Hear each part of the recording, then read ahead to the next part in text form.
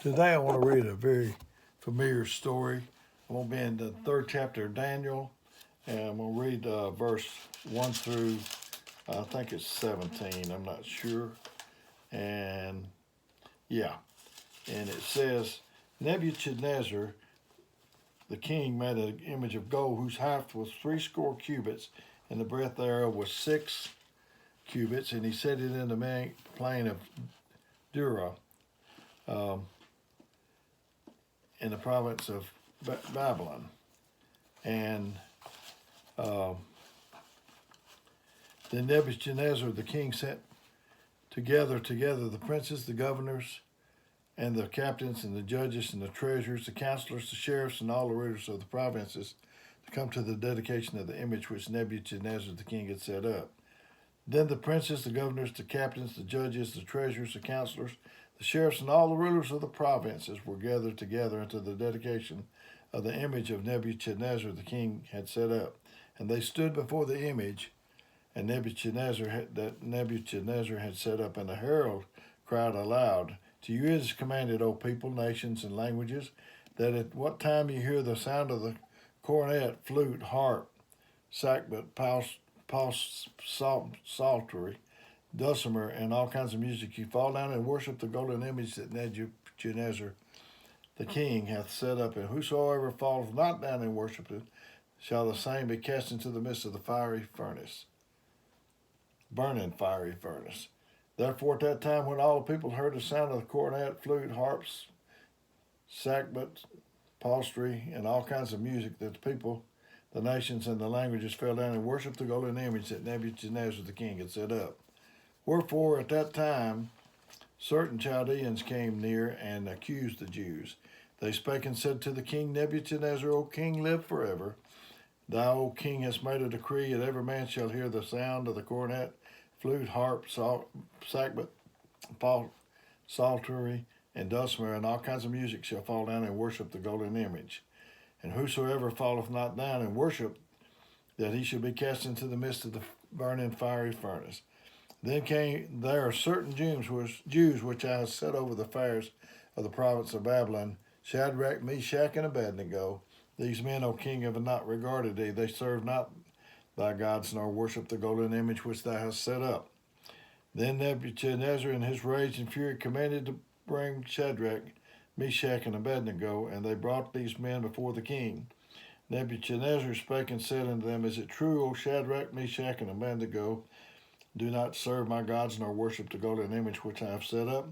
Now if you be ready, that at what time you hear the sound of the cornet, flute, harp, sackbut, psaltery, and dulcimer, and all kinds of music, you fall not down and worship the image which I have made well, and if you worship not, ye shall be cast the same hour into the midst of the burning fiery furnace. And who is that God that shall deliver you out of my hands? And Shadrach, Meshach, and Abednego answered and said to the king, O Nebuchadnezzar, we are not careful to answer you in this matter. If it be so, our God which we serve is able to deliver us from the burning fiery furnace, and he will deliver us out of thy hand. But if not, it shall be known to thee, O king, we will not serve thy gods, nor worship the golden image which thou hast set up. And he cast them in there. And we know the story that he cast them in there, and they did not bow. And the men that cast them in there were burned and killed.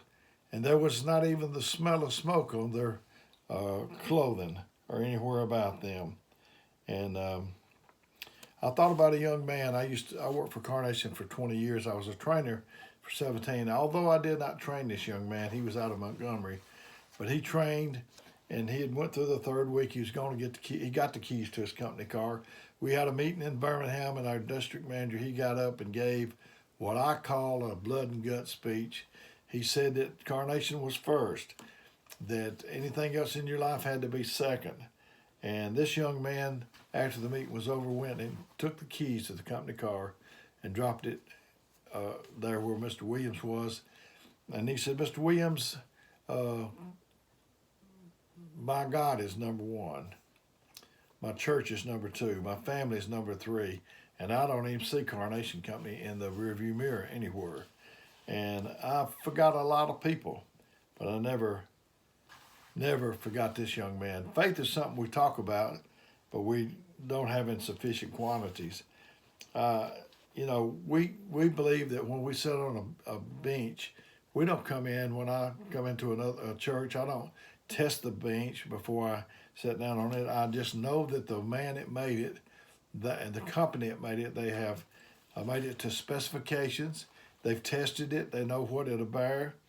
And it's the same way with God. He's tested you. He knows what you can bear. Don't try to tell him what you can and cannot bear, because he knows. And so we don't test the bench. We just sit down on it. We trust everybody, it seems like to me, except God. We trust the airline pilot. We trust the surgeon. We trust all kind of people. We don't go on a plane and ask the stewardess to show us a copy of his credentials. We ought to have more faith than we do with the bench or the pilot or the surgeon. We at least believe that God is going to do what he said he was going to do. He's never lied to us. What if they told you that a pilot was good at takeoffs, but he was really bad on landings? What would that do to you? And in Hebrews, Paul devotes a chapter 11, to faith. And he said, faith is the substance of things hoped for and the evidence of things not seen. I heard about a family, the dad would eat the good part of the meat. Many times the wife would let him eat first so the children wouldn't see what they were missing. He'd eat the chicken breast, he'd eat the ham, and so that particular meal he eat the ham. And the kids come in, and the gravy smelled like the ham. They got the red-eye gravy and biscuits. And the gravy smelled like the ham, and it tasted like the ham, but the gravy was not the ham. It was just the substance of the things they had hoped for. You come home and somebody's burglarized your house. You didn't see the burglar, but you saw things that was missing, so you had faith that somebody had been there and took away your things. Examples of daddies, little boys jumping into their daddy's arms and them trusting him that he's not going to drop him and or her. And the Hebrew children trusted God and the fire because they knew they could trust him. They had trusted him in not eating the king's food. Shadrach, Meshach, and Abednego, they were in a bunch of people, and they were eating the king's food. These other people was. And Shadrach and Meshach and Abednego just requested pelts and water. And they said, well, if the king sees that you're not doing well, he'll take it out on us. And he said, just give us 10 days, I believe it was. And they fared better than anybody else did in that thing. This is the same, Shadrach, Meshach, and Abednego. We need to know that the God we serve is able to deliver. Is there something that you believe in so strong that you would be like the 3 Hebrew children, that you would die for if it cost you your life, or like the boy I was talking about, your job? When you fail to carry out an order, you need to understand the consequences of your actions. They made up their mind, Shadrach, Meshach, and Abednego, that individually or collectively they weren't going to follow that order. There ought to be things, just like those 3 Hebrew children, that we just won't do. Is there anything that you believe in so strong that you'd be willing to die for it? There ought to be some places you don't go and some things that you don't do because it's not congruent with what God wants you to do.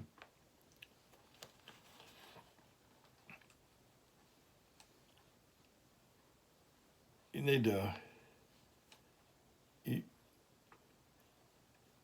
whenever the 3 Hebrew children declared that they weren't going to obey that order, they didn't have to run them down to catch them.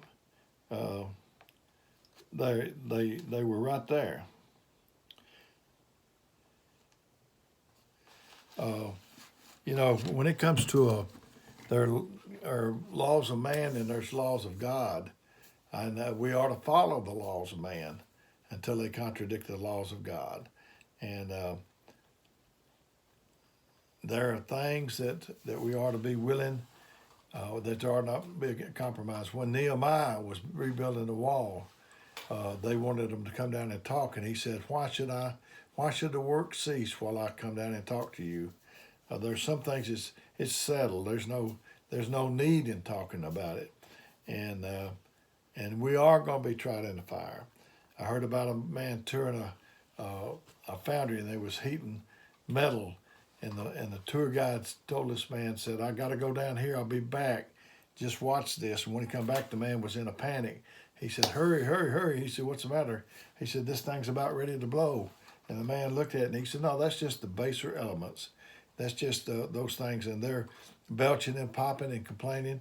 He said, I got to turn the heat up so I can get them out of there. Is that what you do? Is you're just you're complaining? You know, I might make another video on it sometime, but you murmur. It just repeats itself. It just keeps going on and on. I heard that there are 10 commandments, but if he made 11, it should be, thou shalt not but bellyache. Heard a story about some men on a porch, and there was a dog howling. This fella come by, and he says, what's that dog howling about? And said, he's laying on a nail. And they said, why don't he get off that nail? And he said, well, it just ain't hurting him bad enough. So that's the way people are. They moaning and groaning and complaining and hollering, and it doesn't hurt enough to get off the nail. They just keep complaining. So I hope somebody got something out of this. I believe it was to somebody. May God bless you is my prayer.